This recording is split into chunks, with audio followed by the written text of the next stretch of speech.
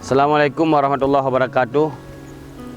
Lun harap kepada Babandung kaum muslimin muslimat, Babandung para dermawan baik yang di Aceh atau di luar Aceh yang merasa iba terhadap pendidikan generasi bangsa yang ingin Aceh lebih baik ke depan. Mari sama-sama kita semiki untuk tapudip dayah yang murni, dayah yang lagi rupa, dayah yang independen, yang hana mengikat. Dayah kita hana terikat dengan pemerintah, pakon hana terikat dengan pemerintah, karena kita hana talake dan hana pernah hijuk untuk pembangunan fisik dayah kita. Maka oleh karenanya lu harap kepada kaum muslimin untuk sama-sama bahu-membahu tasemiki untuk kelancaran pembangunan dayah Darul Mujahidin.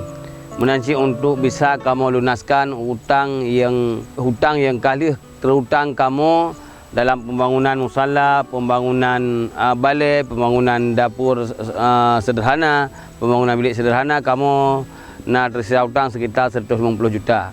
Maka lun tuan harap kepada Babandung Soralun, kaum muslim muslimat yang nak harta nak sumbang ala kadar semampu mungkin, walau RM1,000, RM5,000, RM10,000, bak rekening yang nak dimiyupnya. Kon jumlah yang kamu kalen, tapi nak ke ikhlasan yang nilai oleh Allah Subhanahu Wa Taala yang sumbang oleh ron walau RM1,000. Lini belanja RM1,000 nak kirim untuk pembangunan Dayah Mujahidin.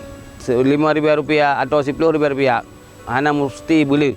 Bak rekening dimiyupnya yang nak rekening Dayah Darul Mujahidin, tolong sumbang wajib siapa kaum muslimin muslimat. Apalagi dengan kamu bangun komplek putri yang kamu sangat mendadak supaya agak segera selesai, karena ingin komplek putrinya segera dapat fungsikan.